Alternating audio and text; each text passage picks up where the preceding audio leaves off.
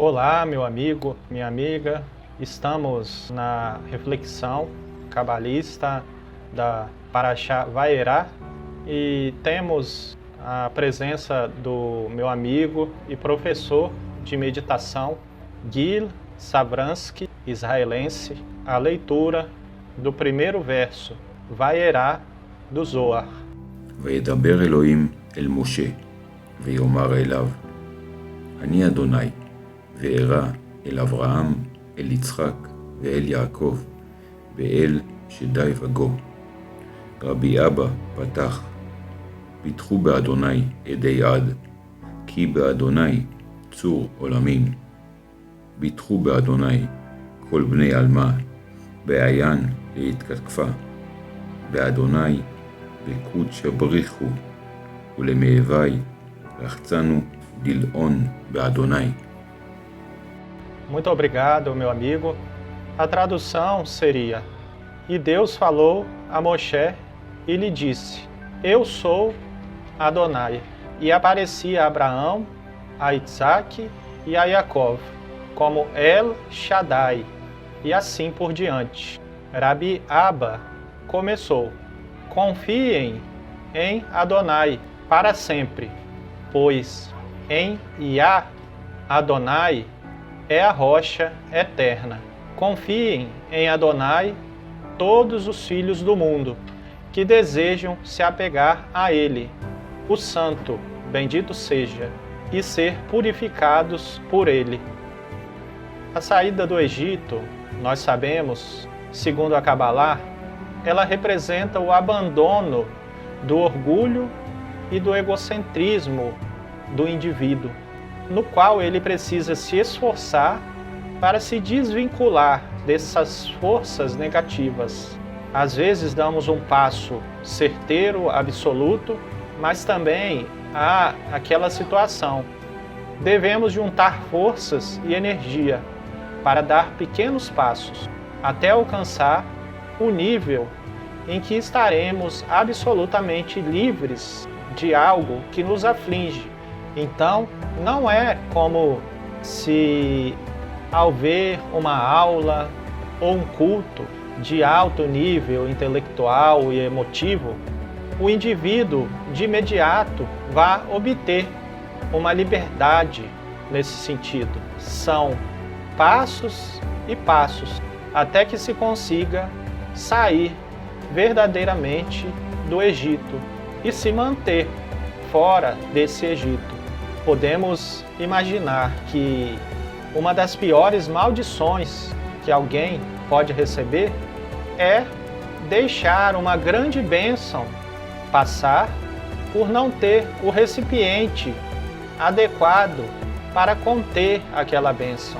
Então, não há como sair do Egito sem estar pronto para isso. Portanto, algumas bênçãos não nos são dadas justamente por misericórdia, para que não sejamos amaldiçoados com algo que ainda não estamos prontos.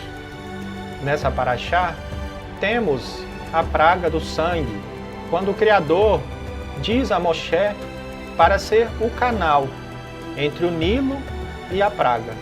Moshe questiona que não poderia ferir o Nilo, já que foi ele quem o salvou de ser morto quando era criança. Deus sabia que a atitude de Moshe era honrosa e por isso fez com que Moshe passasse por esse teste. Quem salvou Moshe? O Nilo ou o próprio Criador? A luz divina?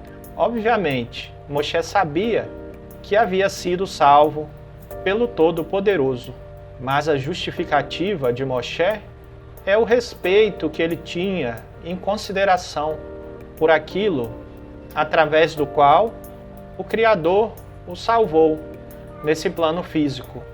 Então é designado a Aharon a tarefa de ferir o Nilo e ser o canal entre a praga e o rio.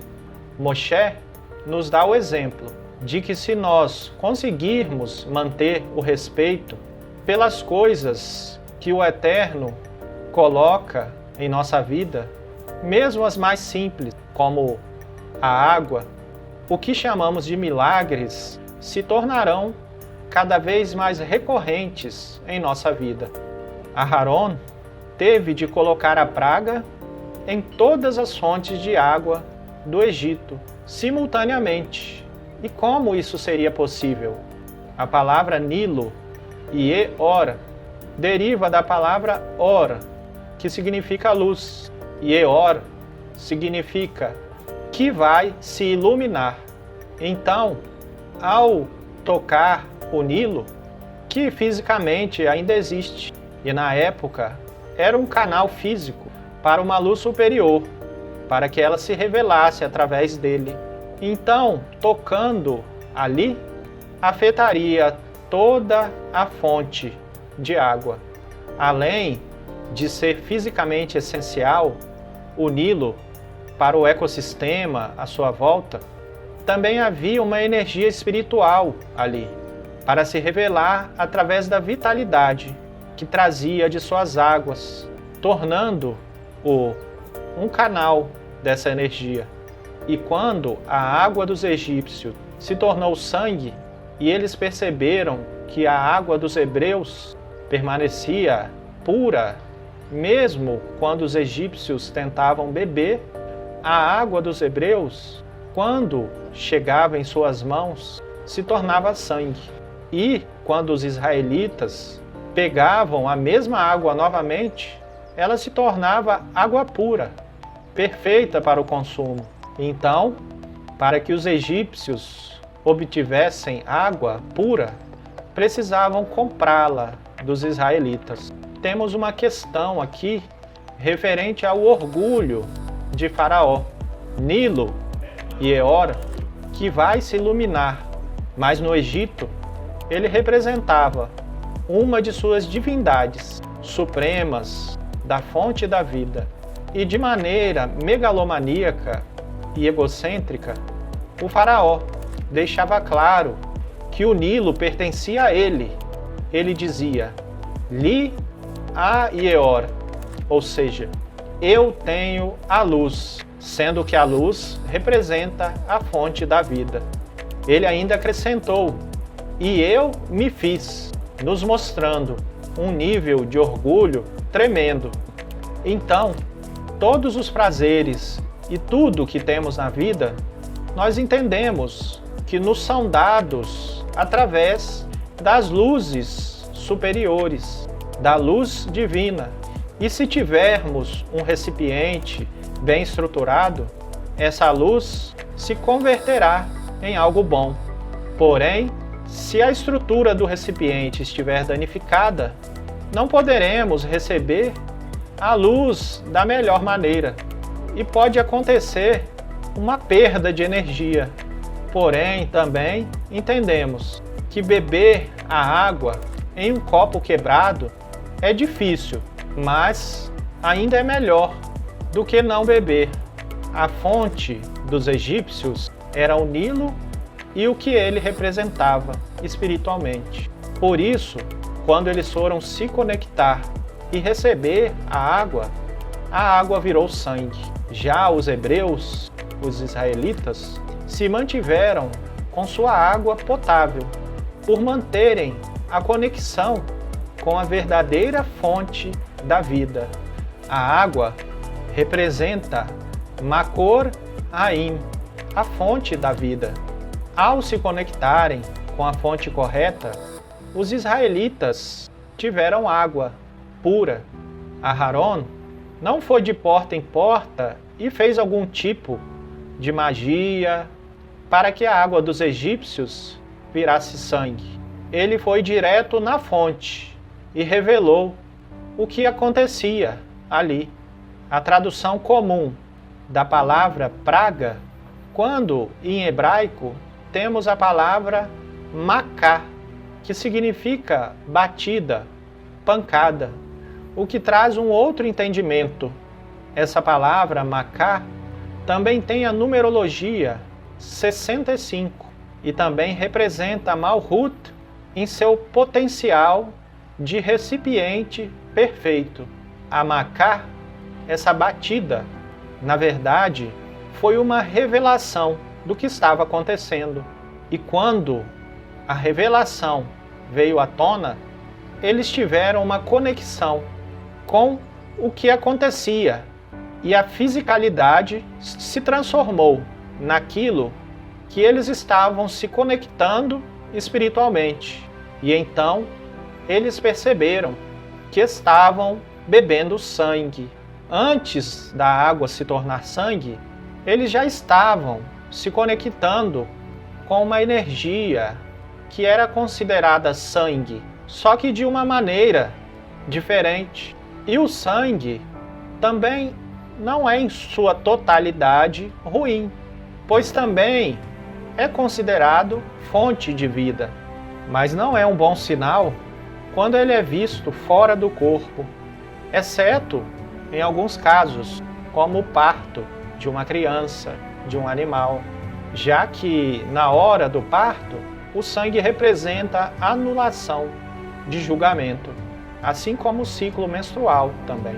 Já a água é boa, tanto dentro do corpo quanto fora do corpo. O sangue carrega a parte da alma chamada nefesh quando está dentro do corpo. E no caso da representação externa, ele nos diz que algo em relação à energia da fisicalidade é mais importante para o indivíduo. Quando os egípcios tentavam usufruir da água e ela se tornava sangue, significava que eles estavam conectados com o ápice do mundo físico. Já os israelitas estavam conectados com a essência interior, ou seja, com a fonte da vida verdadeira.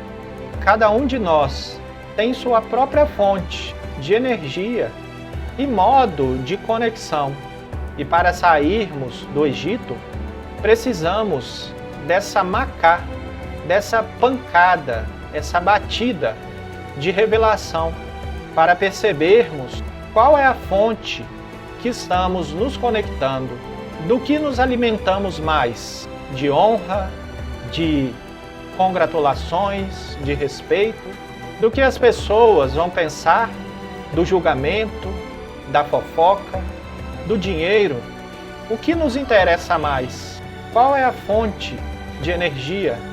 Ao descobrir a fonte da nossa energia, é preciso avaliar se ela está direcionada para o benefício que algo pode fazer de forma egoísta ou para o todo, ou se estamos fazendo tudo apenas para benefício próprio.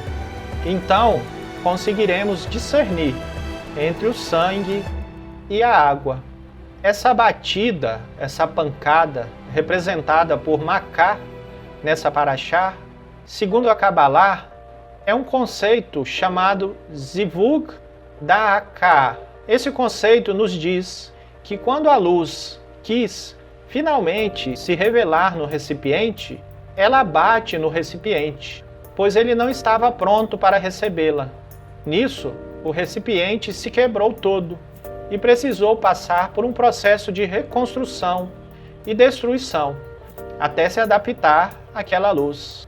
Por isso, a Macá, a praga, se refere ao que foi feito no Egito, pois foi uma pancada de revelação que dizia aos egípcios, às pessoas naquele momento: olhem, observem o que estão fazendo com suas vidas. Isso nos faz questionar sobre a quem prestamos homenagem, a quem fazemos reverência, com o que gastamos nossa energia.